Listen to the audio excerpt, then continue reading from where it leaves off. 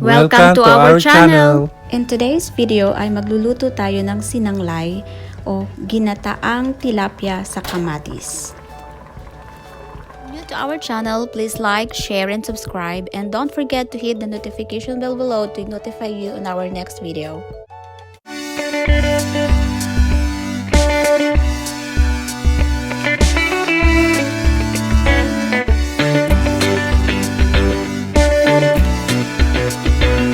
Magluluto tayo ngayon ng sinanglay o ginataang tilapia sa kamatis. Ano ang sinanglay? It is one of the favorite fish dish of Bicolanos, which wrapped by green leafy vegetables and cooked with coconut milk.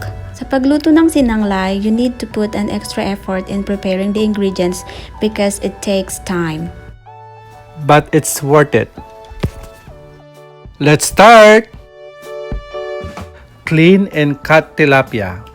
Tapos na nating linisan ang tilapia, ngayon ay hihiwain natin ito.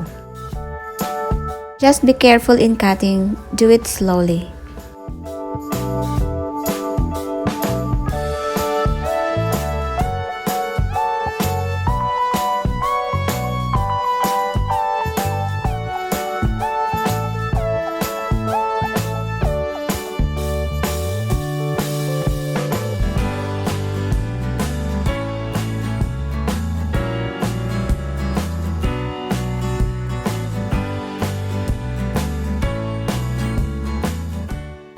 Hugasan ito ng mabuti.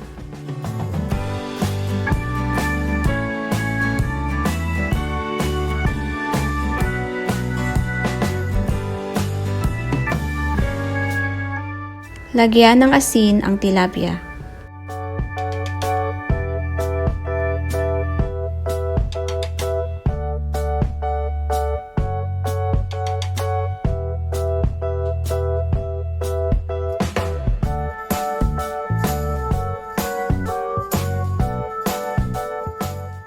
Prepare ingredients.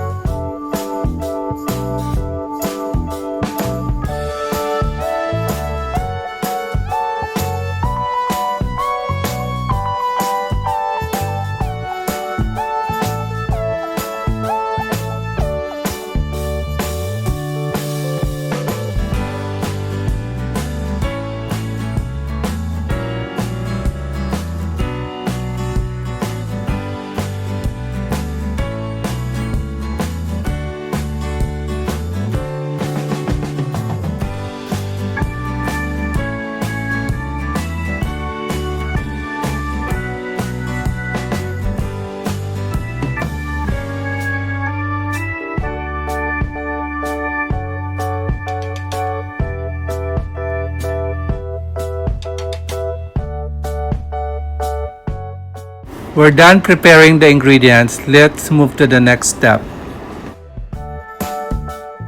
For the complete ingredients, we have here 1 piece of tilapia, 4 slices of pounded ginger, 3 cloves of minced garlic, 1 red onion and 2 tomatoes, separated bowl with mixed ingredients, bok choy,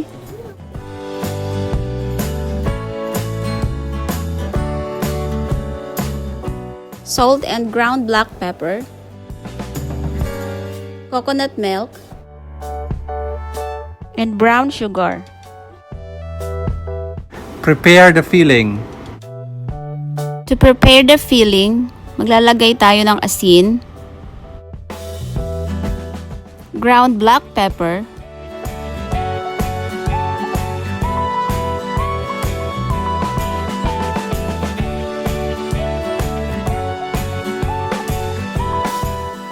kaunting asukal,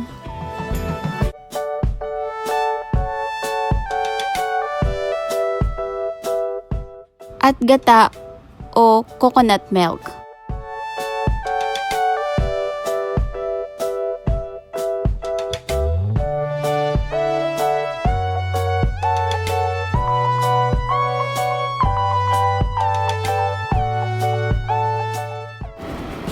Now let us put the filling.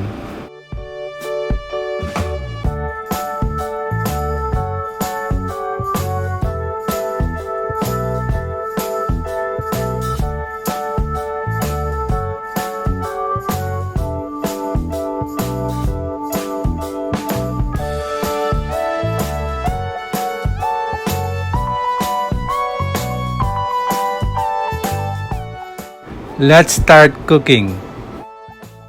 Ang una nating gagawin ay ilalagay natin ang mga ingredients.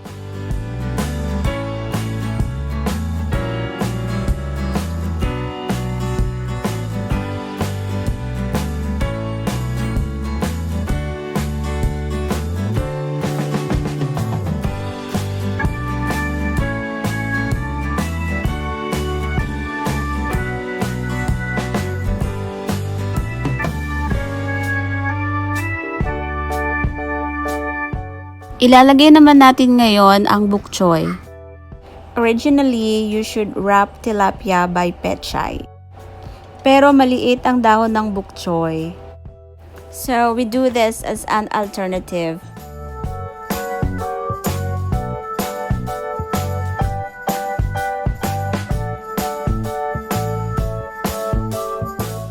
Ngayon, ilagay na natin ang tilapia na may filling.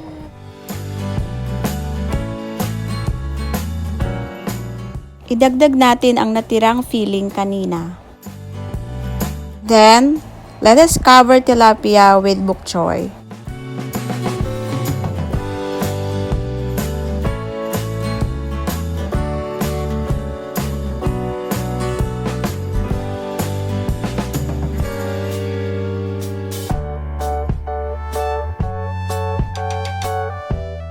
Idagdag na natin ngayon ang gata.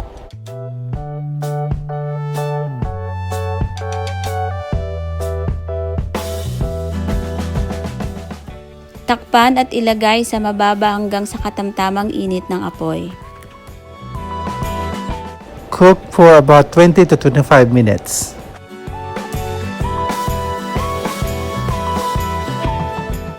Open the pot from time to time.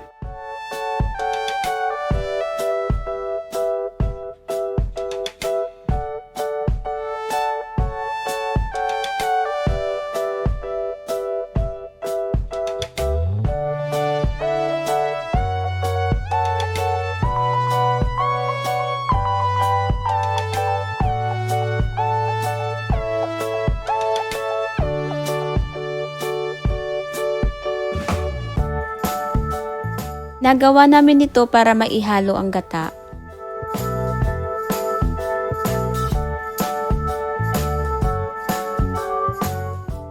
Huwag galawin ang tilapia, hayaan lang itong pakuluan.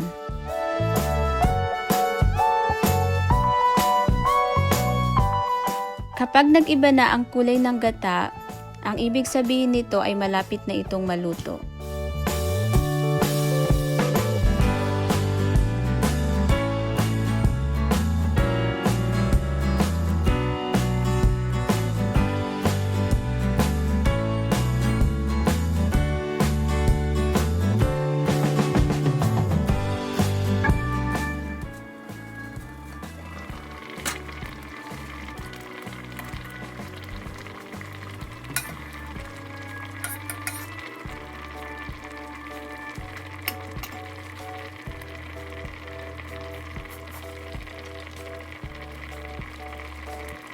Luto na ito.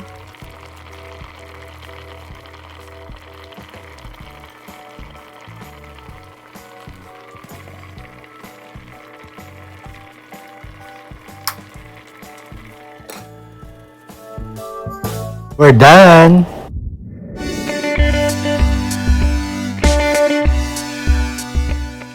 Thank you for watching! And don't forget to like and subscribe.